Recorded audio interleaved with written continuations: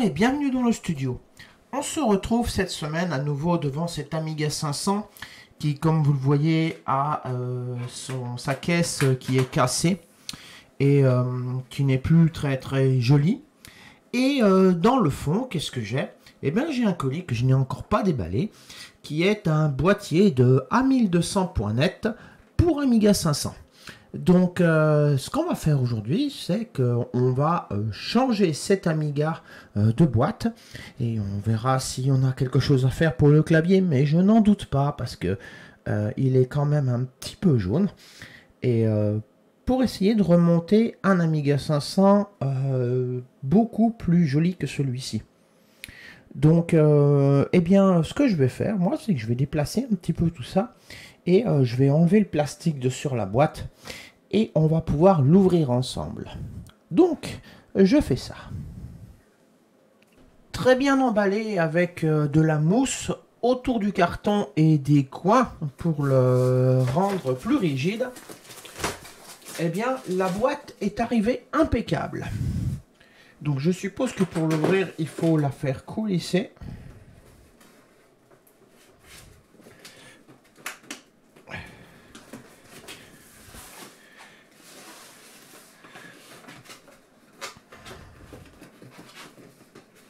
Ah, je suis pas bien en face.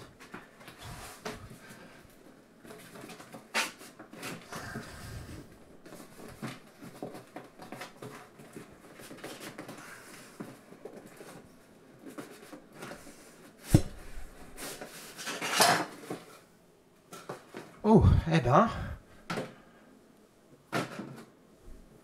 Alors, voyons voir ce qu'il y a dedans.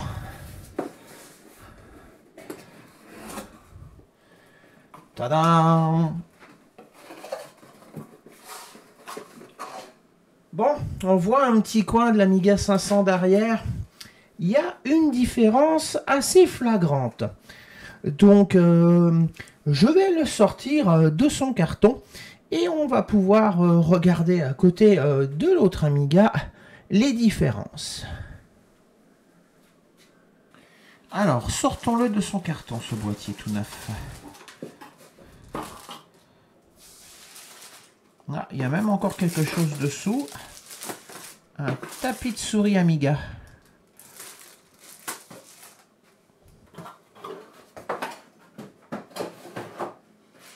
Alors,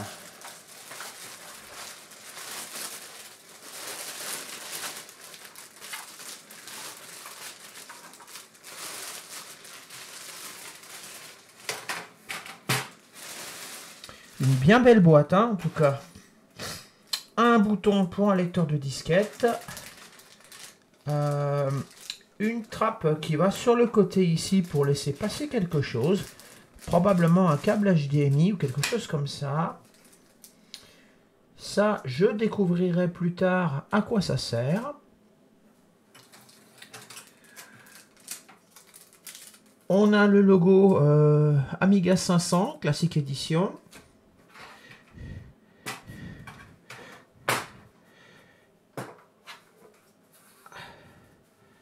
Après, la boîte est déjà vissée.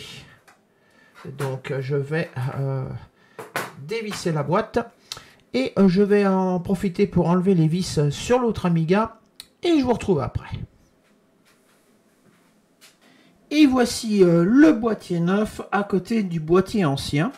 Alors, ce qu'on peut déjà remarquer, comme écrit sur la boîte là-bas, c'est que ce boîtier est fait pour pouvoir y mettre un Raspberry Pi. Donc, vous avez des fixations ici pour ce faire.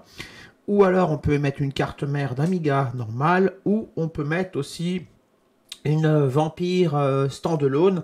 Je suppose qu'en la démontant de son boîtier, on peut arriver à la faire, à la fixer là-dedans. Et le petit plastique que j'ai vu avec son encoche, en fait, il est fait pour aller là-bas. Ici, on a des emplacements pour mettre une carte SD et sortir des ports. Et on peut mettre ceci à la place qui va cacher tout ça. Et c'est ce que je vais faire parce que cet Amiga, je vais le remonter comme à l'origine, c'est-à-dire pas avec des sorties. Donc, eh bien, je continue de démonter celui-ci et on va transplanter la machine.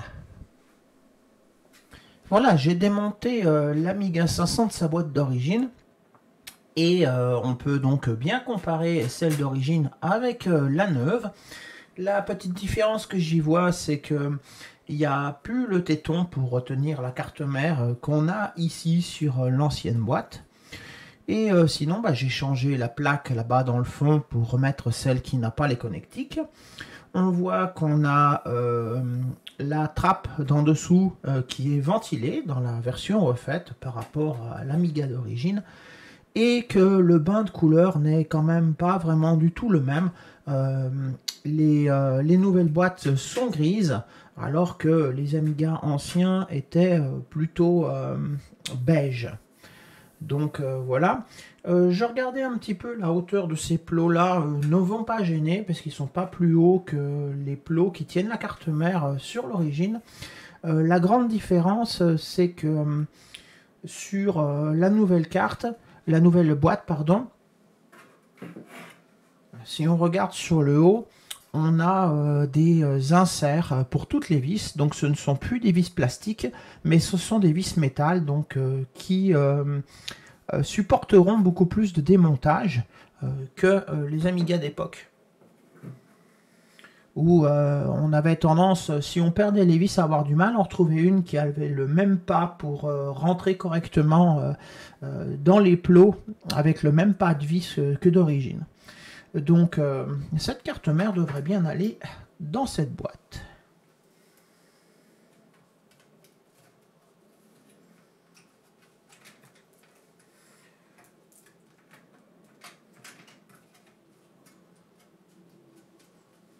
Voilà, elle s'apilonne bien dans le fond et on a les vis qui tombent bien en face.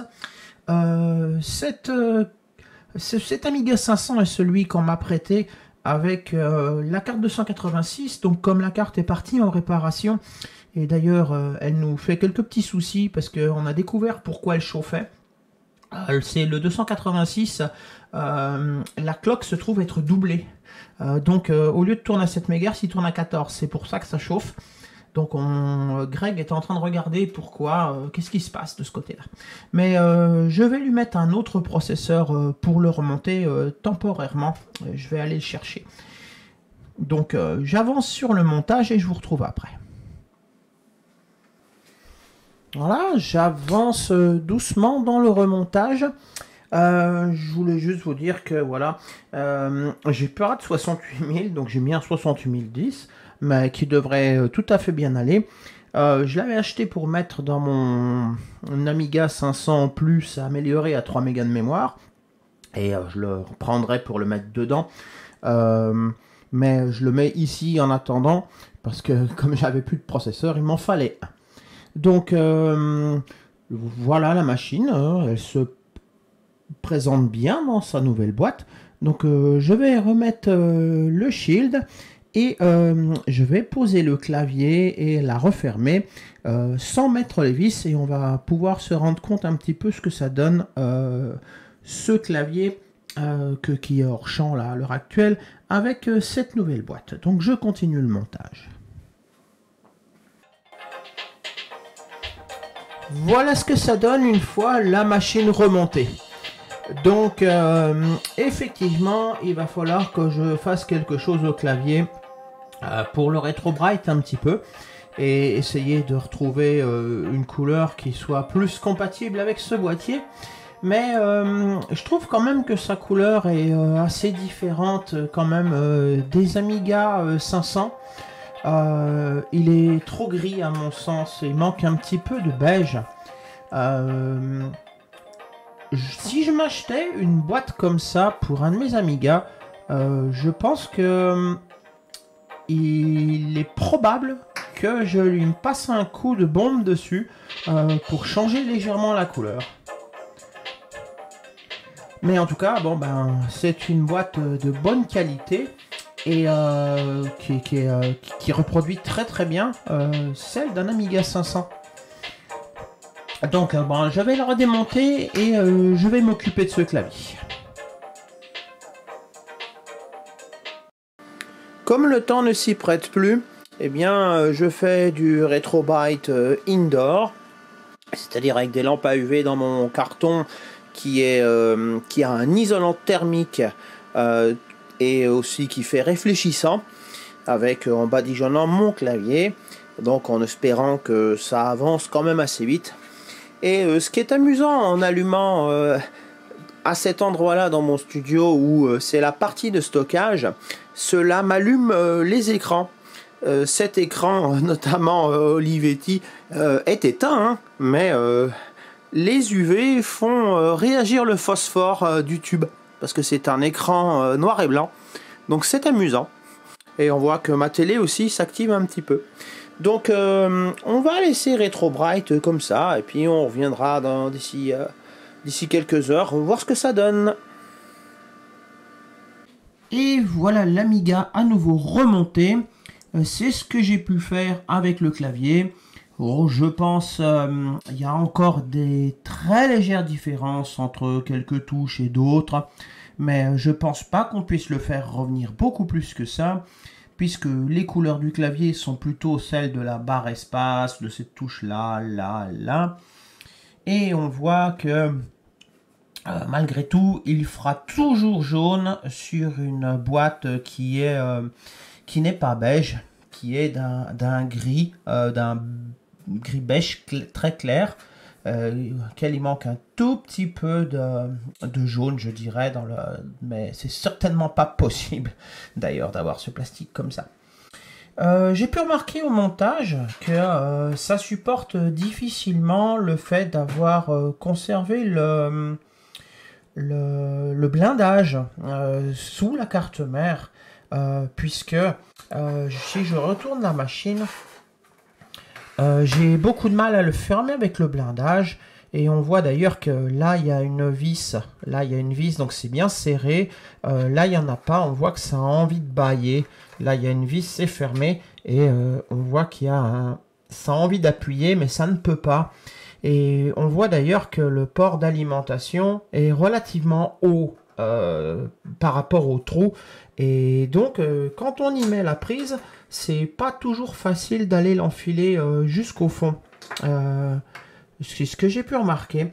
Donc, ça doit être les plots finalement qui doivent gêner un petit peu dans le dessous. Les plots pour Raspberry Pi qui n'apprécient pas plus que ça le blindage de la carte mère de l'Amiga 500. Voilà, sur le côté, là, il est très très bien. Et mais en tout cas, la boîte présente mieux que la boîte qui était avant, non seulement jaune, mais surtout cassée ici et à d'autres endroits, et, parce que le plastique est devenu fragile. Voilà, en le remontant une première fois, je me suis rendu compte que la LED là ne marchait pas. Et d'ailleurs, je pense que depuis le début, elle ne marche pas. Il y avait des soudures de cassées, des minuscules craquements qu'on voyait à la grosse loupe. Donc j'ai refait les soudures et maintenant ça marche. J'ai profité pour ressouder la deuxième. Donc voilà, je vais le brancher. Et donc on va l'essayer, cet Amiga tout neuf. Et le voilà, tout démarré. Ça fonctionne bien. Vous verrez malheureusement pas la LED parce que bon, les jeux, quand ils désactivent le filtre, sur ces anciennes releases comme celle-ci qui est une release 5 ou... Eh bien la LED s'éteint complètement. Mais donc on peut jouer à ce jeu, mais ce jeu, notamment ce Settlers, vu qu'il n'y a pas suffisamment de mémoire dans la machine, ne va pas charger la musique. Mais on peut jouer néanmoins. Normalement, si je fais... comment on fait déjà non. Il faut appuyer les deux. Ah.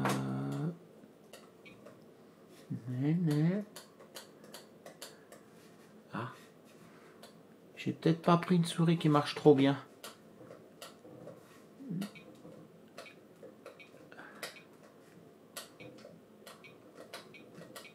Ah.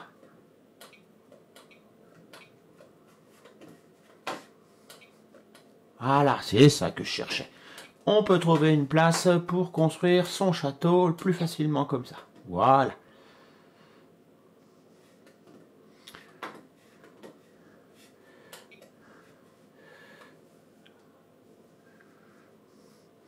sans le son, ça fait étrange de jouer à Settlers sans le son. J'ai jamais connu ce jeu sans son. Et cette souris, faudra vraiment que je la regarde.